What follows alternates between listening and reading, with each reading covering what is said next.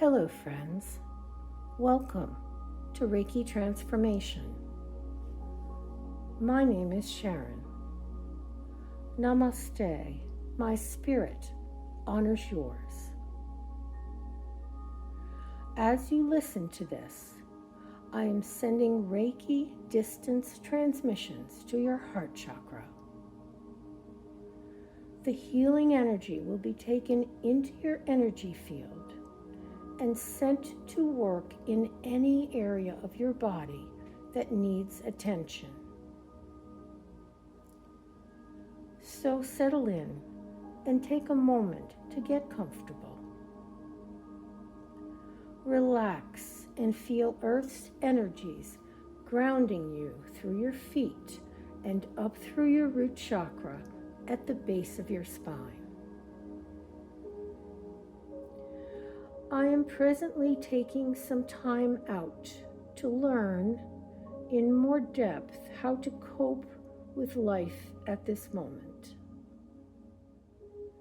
I have been very angry about things that are going on in this country and also in the larger world.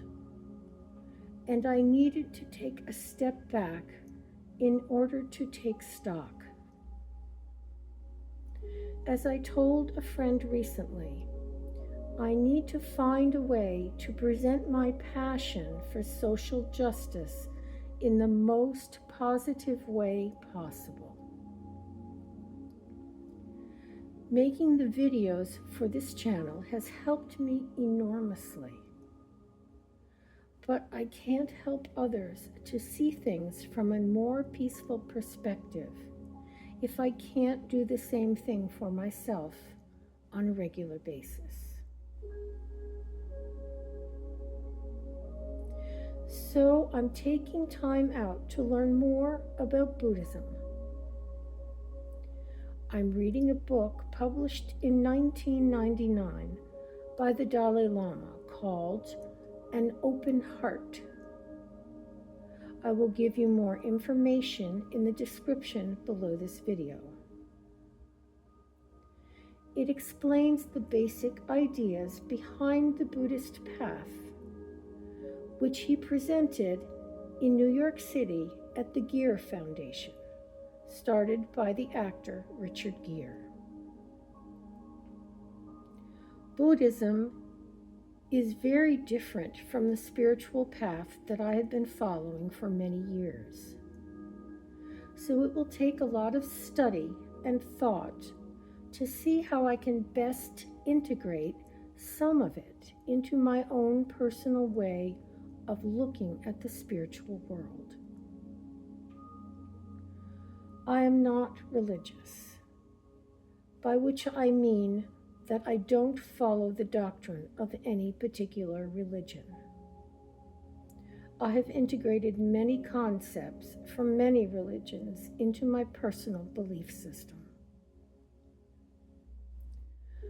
I like the ideas of Buddhism, but not in a religious way. I have discovered that there is a movement called secular Buddhism, which I will also be looking into. So, just for today, as I share Reiki energy with you, I would like to read a few passages from the book An Open Heart that stand out to me as significant as I take steps forward on my spiritual path. The Dalai Lama said,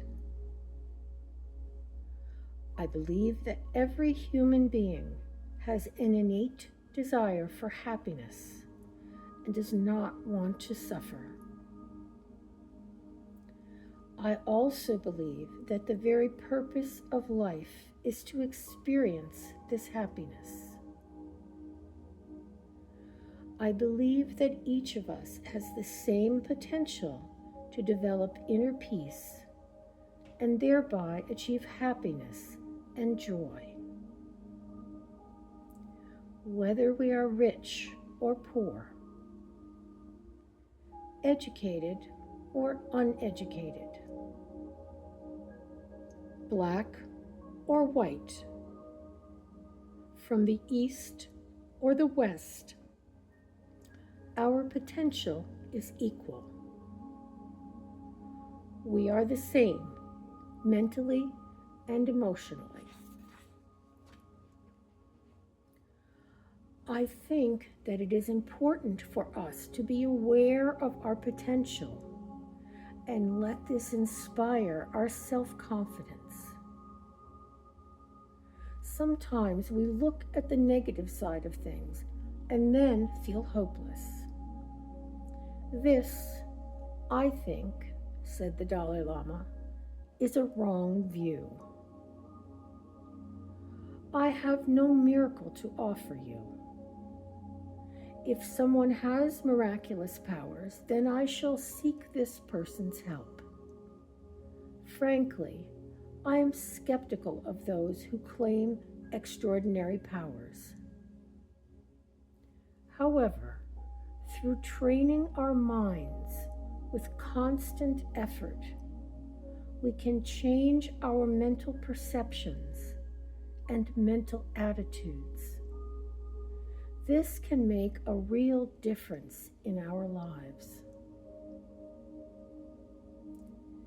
If we have a positive mental attitude, then even when surrounded by hostility, we shall not lack inner peace. The Dalai Lama continued. In my case, at the age of 16, I lost my freedom. And at 24, I lost my country. I have been a refugee for all these past years with heavy responsibilities. As I look back, my life has not been easy. However, throughout all these years, I have learned about compassion, about caring for others. This mental attitude has brought me inner strength. I believe that the methods by which we would increase our altruism, our sense of caring for others, and developing the attitude that our own individual concerns are less important than those of others, are common to all major religious traditions. Though we may find differences in philosophical views and religious practices, the essential message of all religions is very much the same. They all advocate love, compassion, and forgiveness. And even those who do not believe in religion at all can appreciate the virtues of these basic human values. In a sense, the concept of us and them is no longer relevant, as our neighbor's interests are ours as well. Caring for our neighbor's interests is essentially caring for our own future. Today, the reality is simple. In harming those we consider our enemy, we are harming ourselves. When we fix problems or disagreements today, we have to arrive at solutions through dialogue. Dialogue is the only appropriate method. We must work to resolve conflicts in a spirit of reconciliation and always keep in mind the interests of others. We cannot destroy our neighbors. We cannot ignore their interests. Doing so would ultimately cause us to suffer as well. I therefore think that the concept of violence is now unsuitable. Nonviolence is the appropriate method. Nonviolence does not mean that we remain indifferent to a problem. On the contrary, it is important to be fully engaged.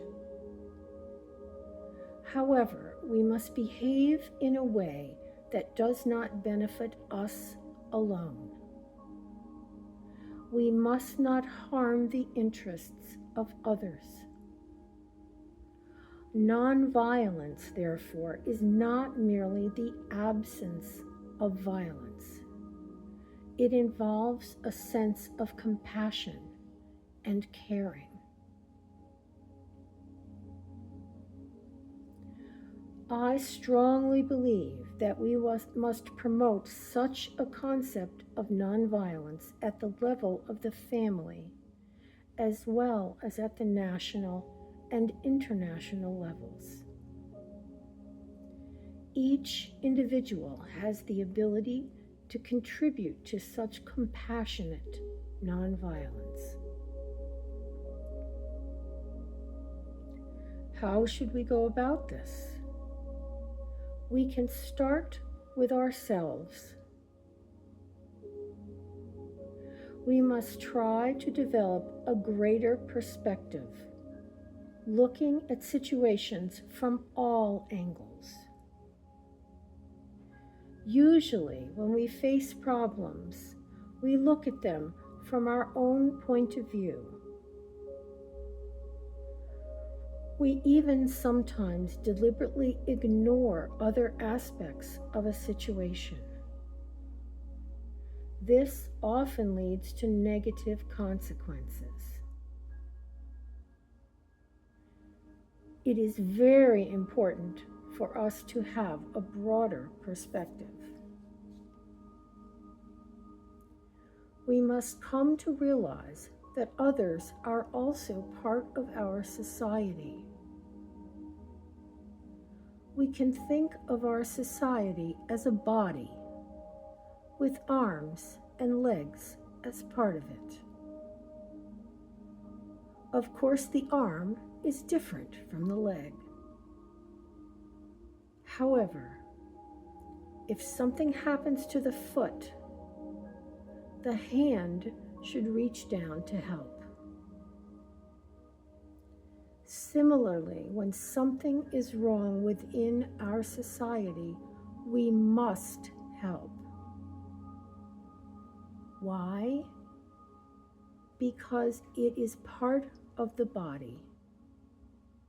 It is part of us.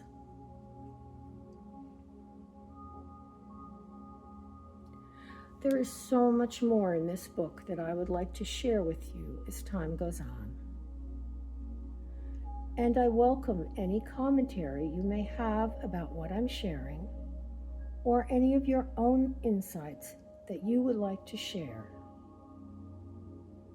You can also share on the Reiki Transformation Facebook page, which I will link below this video. Before beginning my study of Buddhism, I had a general idea of what it was about, but I had no real idea of the rigorous nature of the spiritual inquiry that it requires we make in order to follow some of Buddhist principles. For many years, I have read deeply within the writings of the Vietnamese monk Thich Nhat Hanh, who came to my notice during the Vietnam War. I deeply respect his wisdom and the humanity with which he teaches us to be mindful and enjoy the simplest things of life.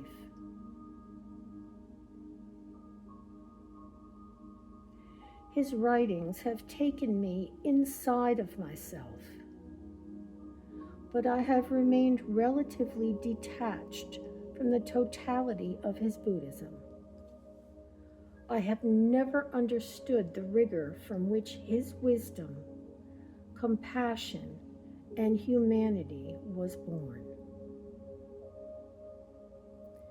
This is what I am seeking to find more of in my life.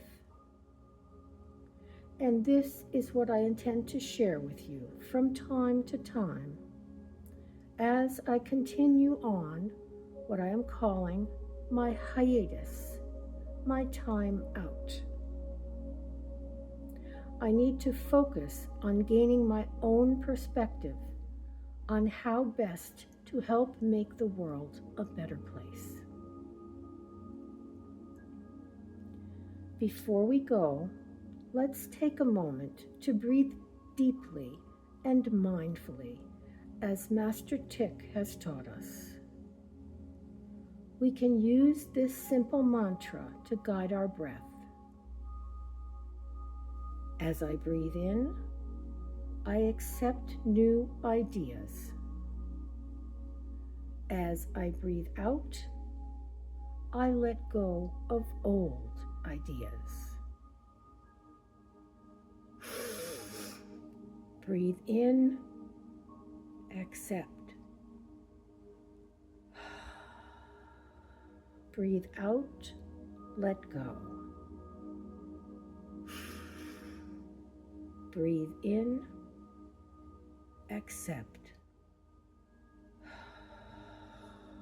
Breathe out, let go.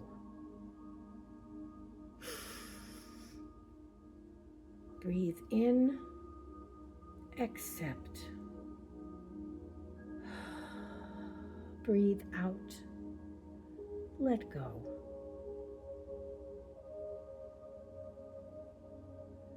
Take your time in this peaceful state to get in touch with your innermost being and say thank you to yourself for your willingness to explore new ideas.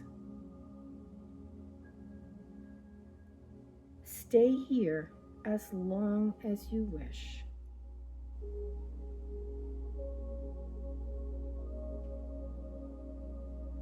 My spirit honors yours. Namaste.